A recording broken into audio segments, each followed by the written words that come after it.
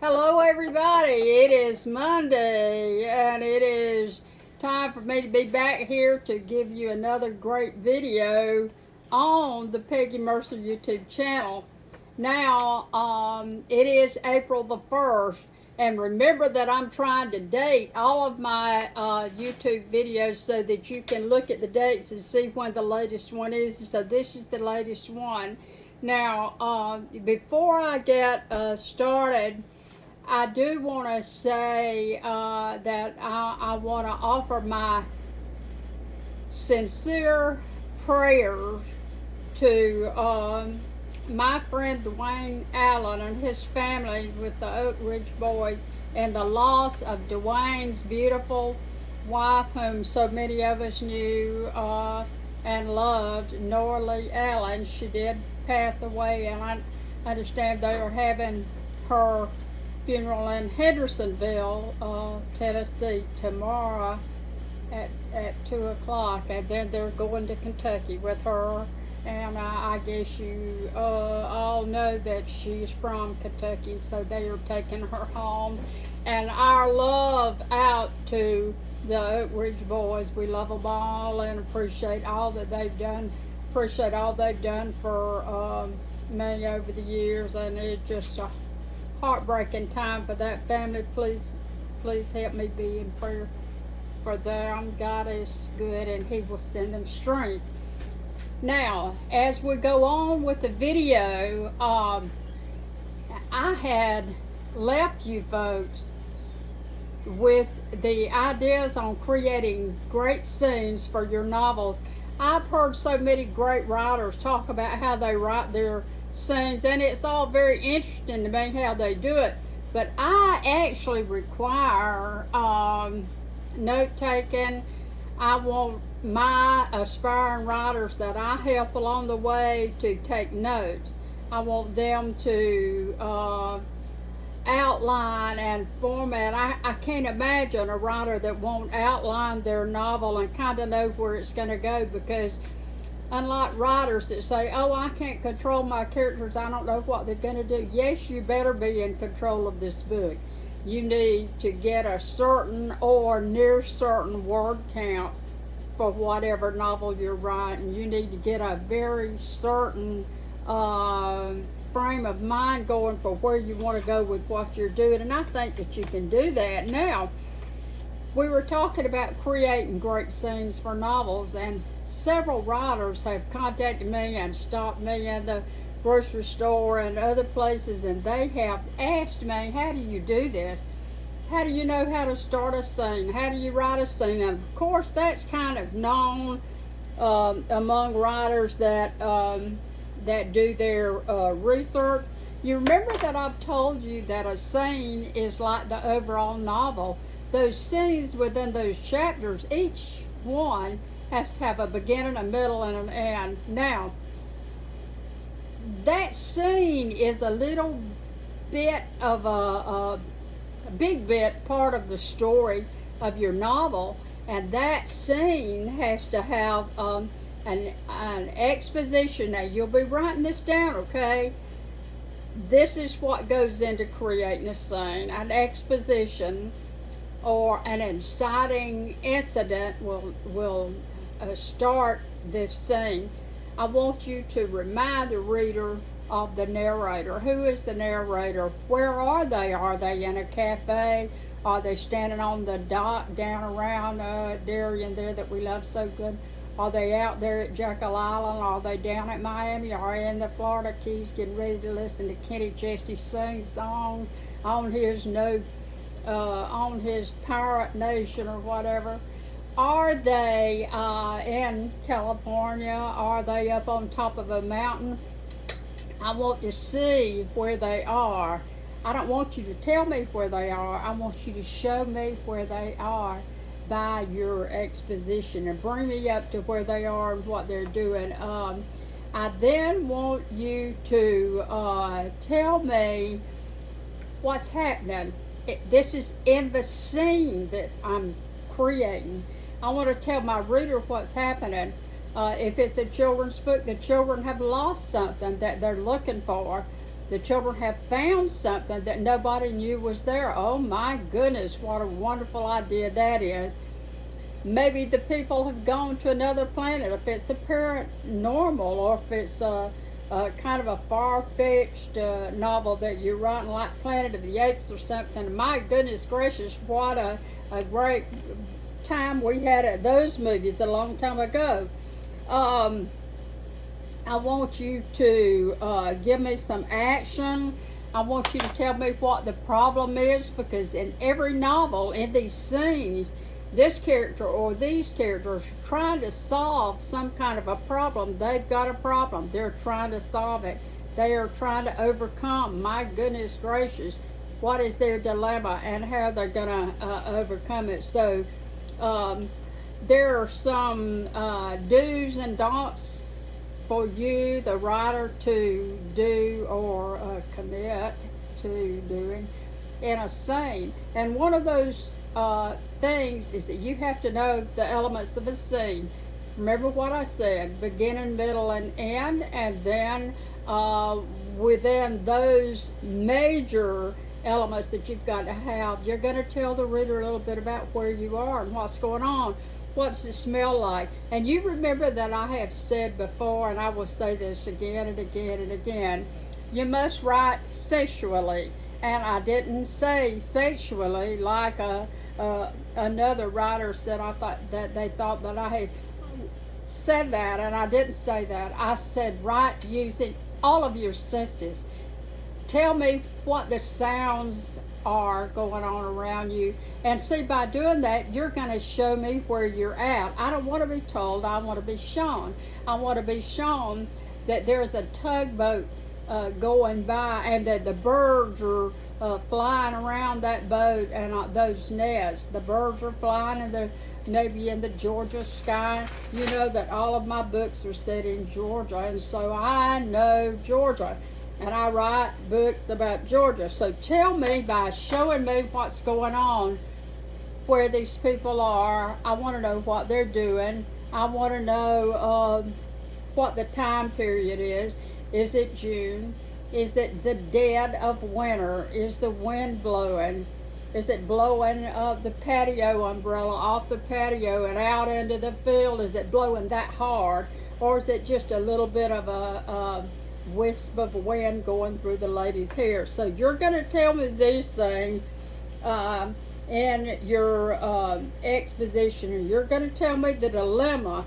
And you remember that I have said so many times to you in creating this scene, give me the info that I need by showing what time it is, where it is, what the weather's doing, what the people are doing, what they look like, what they smell like. I want to know all this stuff in my scene. And we're pretty much talking about the opening scene of your novel. And then what I want you to remember, people say, and aspiring writers ask me all the time, how do I get the characters to tell this or to show this? Well, dialogue. These are the do's and the don'ts. Use of dialogue. Now, when you're talking about the use of dialogue, I want you to remember this. And the greatest writers of all, Stephen King, he says, be bold in your writing. He says, say things that you don't feel comfortable saying, but that you want to say. You know what this is getting at? This is telling the reader the truth. And it's telling the reader the character's truth. And if you're telling the reader the character's truth, whose truth are you telling? You're ultimately telling your truth.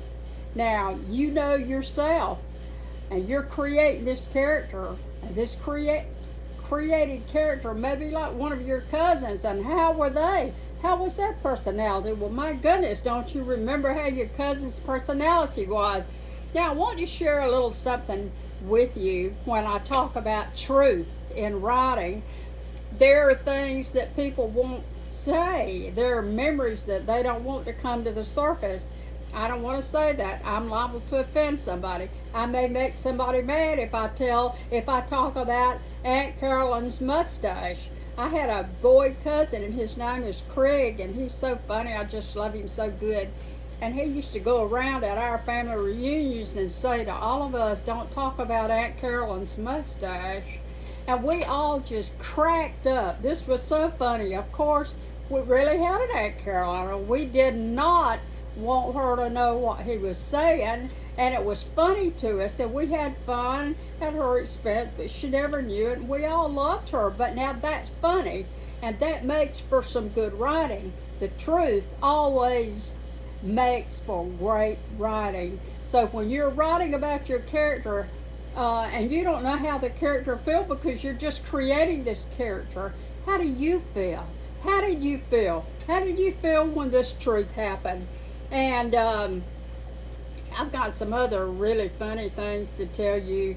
But you write your truth, and you be bold, and you go ahead and say what's going on. Now, I do remind my writers not to, don't you dare write stuff just for shock and awe. I don't want to be shocked. I don't want you to open a novel up and say the first thing that happened was the guy stuck a toothpick in the girl's head and the toothpick came out at the back of her skull. Don't say that in your novel, please. I just want to throw up when I read stuff like that. I don't want people to just mutilate their language. And one thing that I know that you probably have not thought about, and this is pure gold. This was reminded to me and mentored to me by the great writer Terry Kay, who was a friend of mine and gave me so many wonderful comments about my own writing. I will never forget what a great human being he was, a great writer and a great friend and mentor. He said this to me: be careful of the language that you're using. He said this to me because I'm a Southern writer, and all of my books are set in Georgia. And how wonderful is that? Because I'm so Georgia, and I've got such a drawl. And of course, anybody that ever meets me said, "Oh, can you say that again?" I was in New York one time with some really fabulously destined writers. Heather Graham was there, Nora Roberts was there, Iris Johansson was there. A lot of us were there and sitting around the table talking, and we were just having so much fun. And I was listening to them talk, and one's from Florida, one's from Atlanta. Most of them were Southern people, Southern writers, but in their books, they're pretty much in control of their jargon, and they're pretty much in control of their colloquialism. Now, I have had writers say to me, "Well, I'm just going to write this off the cuff, cornbread sounding stuff because I'm from the South and I want everybody to really enjoy this Southern drawl." Here's what you have to realize, okay? Now you listen to me and don't you forget this, you write this down. Everybody doesn't get it. Everybody in the world where your novel might be sold does not understand that Southern writing. They don't understand the phrases that we use down here. I'm fixing to go to the grocery store. Who in the world would understand that but a Southern person? We're going to slop the hogs. My goodness, nobody in the world would know what that meant. So you do have to be careful with your writing. You have to control that desire to just talk Southern or talk like somebody from the Midwest. Sometimes I'll meet a Yankee and I have no idea what they're saying, and I guarantee you they have no idea sometimes what I'm saying. I've been in New York and tried to order some grits, and nobody in the place knew what grits were, and so I had to try to explain that to them, and I finally wound up getting something else. So in your writing and creating these great scenes for your novel, and this is my last session on creating scenes, and I may mention some stuff again, but this is it, so pay pay attention. Now, I gave you the do's, and I'm going to give you the don'ts. And here's the don'ts that I don't want you to be using, okay? I don't want you to tell me what's going on. Like I said, I want you to show me what's going on. I don't want you to use several characters and give them real similar names, like Louie, Dewey, and Fooey. I don't want that. I want the names to be different and the names to be nice and unique. I don't want my writers that I help to use the wrong word and say, no, I'm going to keep that word because I know what it means and it means a lot to me. It's not about you. Don't make up words as you go that I've never heard of. Just be right about your words. Use words that the reader can get, because people are not really into what you're saying a whole lot unless they can access it. Don't overwrite. Don't just get something going and just keep it going because you like it. Remember who you're writing for. You're not writing for yourself, really. You're writing for the reader, aren't you? You don't want to overtell. If you hand somebody a microphone in church, be prepared, especially if it's an old minister. And I have to chuckle at this. I've seen so many old ministers get up and get the microphone offered to them, and Lord, here we go. So you can talk about that going on for a while. And I have a lot of old ministers friends. Now I'll say something right here, just like you'll say in your writing. I'll talk to you about pronouns. Don't get your pronouns mixed up. Keep them right. I heard one of those old judges the other night that was on TV attacking Trump, and you know, she's got this personal vendetta against him, and she was misspeaking. She was not pronouncing her English correctly, and I thought to myself how easy it is to sue somebody about how hard it is to learn how to speak correct English. Do you know that if you study and pay attention in your English classes, you're going to do yourself a favor in case you become a writer a little bit later on? So do certain things and stick to your truth. If you write on a subject that you don't know about, we have people that write whole books every day on something they had to do a lot of research on because they didn't know a whole lot about it. And they did their research, and then they had their characters act in ways that they knew a lot about. Act in ways that the writer himself or herself knew about. As far as the pronouns go, there's two genders. I don't have to worry too much about it because of the way that I believe. There's a boy or a girl or a man or a woman. There's a he, she, a they, or a them. You don't have to worry about all this other stuff. If I think I'm Peter Pan, somebody please call the mental health people, because I'm not. If I think I'm going to grow up to be princess of another country, please tell me that, to get back down to earth. Now, listen to me for just a minute and let me tell you something, okay? When you are creating these scenes, ask yourself, what's my action? What is happening in this scene? Because something has to happen. Somebody's got to change their mind. Something's got to happen outside of that scene to come along and change that whole day. If there's no change, there's no forward movement.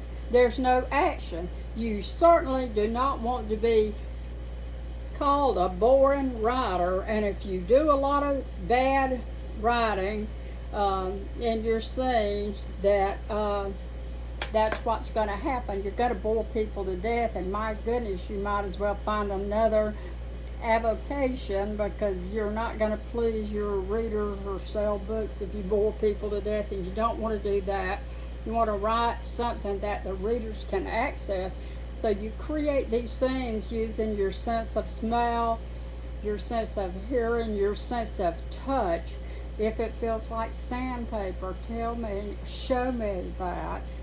She bit down on something and it tasted like some wine she had shipwreck some years ago with a friend that then fell off the pier and got killed. You have to show me these things and let me know what's going on in these scenes. And every sentence in the scene has to move that story forward. And I guarantee you that if you have the right ingredients in this scene is going to move, the chapters are going to move the whole book forward. And that's the whole gist of it, is to keep moving.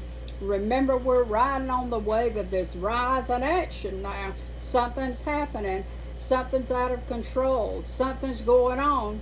Show me what it is by the happenings in the scenes within the chapters, and the whole book moves forward. Now, I appreciate you folks joining me today. It is Monday. It is April Fool's Day, and I hope that that we all get a lot out of this. Refer back to your notes. Go back over your own writing, edit the dickens out of it, and for goodness sake, remember that in another country, if your book, my books have been shown at the Bologna Children's Book Festival in Italy, and my books have been, my book for children, 10 Cows to Texas, was featured in the cow parade in France, and then I took it to Texas, of course, 10 Cows to Texas. And gave us some speeches in Texas and was so well received. I can tell you that I love all things Texas. You'll have fun with your writing, and I'll see you folks again on Friday. Thank you for joining me today. Be sure and subscribe to my YouTube channel. Hit that little bell so you will be notified of the next video that comes out. This is a whole conference here. This is a whole pile of free information for writers, and I hope you'll come out with a great book and enjoy this. And you click like on my video, you subscribe. Everything is free. Mayonnaise is $5 a jar. Who in the world can eat mayonnaise this same time? But this video is free. This is free information. You don't have to pay $1,000 to go to a writers conference. You're right here with this writers conference, and I'm Peggy Mercer, and I'll see y'all Friday. Thank you so much.